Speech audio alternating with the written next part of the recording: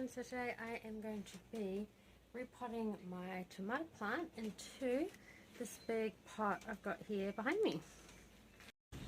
Also just using what's lying around the house. We're going a fruit and citrus mix. They're like around the same pH, and any nutrients that I need I can just add with tomato fertilizer, and yeah, I'm sure that is all good to go. So let's get planting. First I might tell you a little bit about this tomato plant. So I had some lemon seedlings actually growing, but there was a little seedling sprouting out and I was kind of like, hey, that looks like a tomato. So I let it grow and it came out of the shoot and it wasn't getting enough light, so it actually began to trail and then lift back up as it got closer to the window.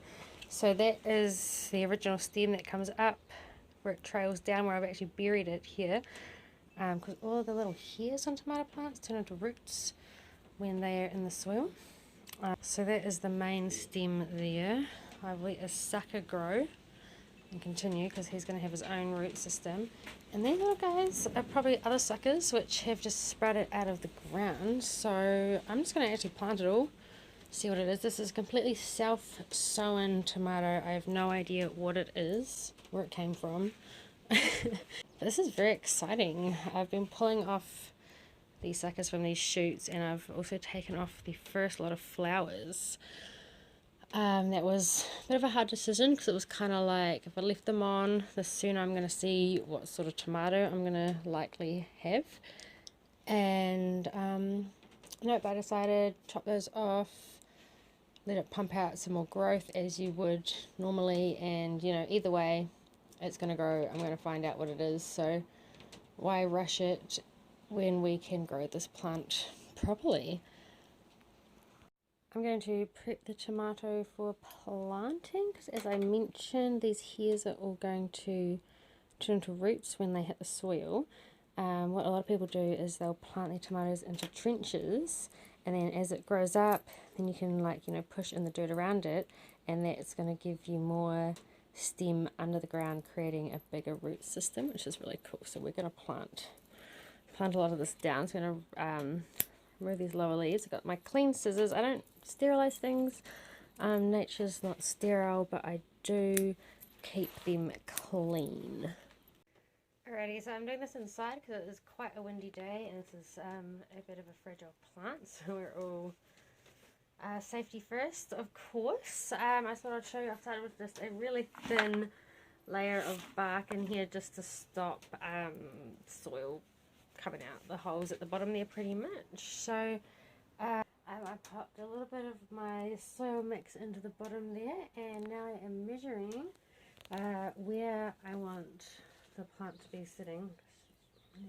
Yeah, you get the idea. I can test where the soil level is, so I know how much of the bottom soil I need to put in there before taking this plant out, so there's no kind of mucking around while this is bare rooted.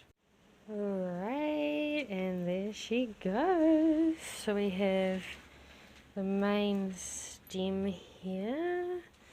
We've got the first sucker, and then we've got the two ground suckers. So I might chop off these old leaves too.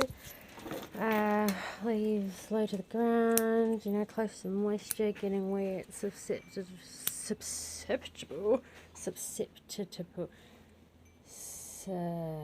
Flip. So I have just chopped off some of the bottom leaves there, as they're close to the ground and close to the moisture where they are susceptible to diseases. And to finish it off, I'm going to give that a giant big water in with some tomato food.